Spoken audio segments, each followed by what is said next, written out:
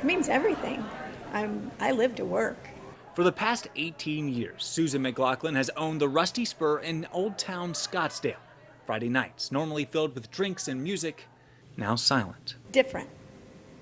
Definitely different. Since late June, her bar has been closed by Governor Doug Ducey's executive order.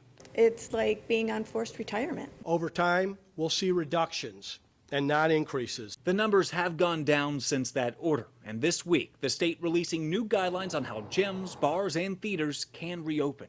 It's discriminatory. Why is it that restaurants are allowed to remain open, serve the same public that we serve, and serve the same product?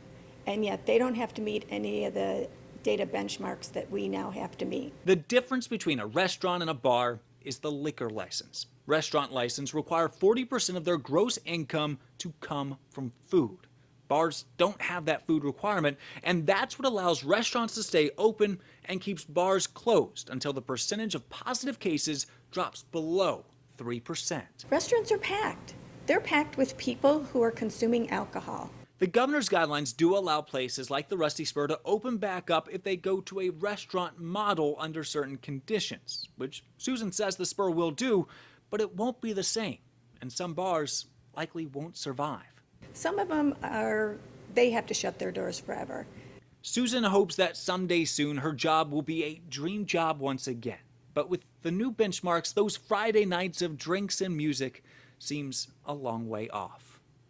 Honestly, my gut tells me not for a very long time, and that's scary.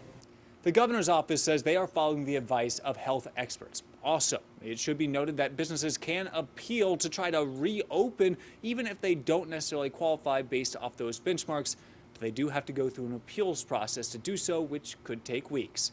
We're in Phoenix. Michael Doudna, 12 News.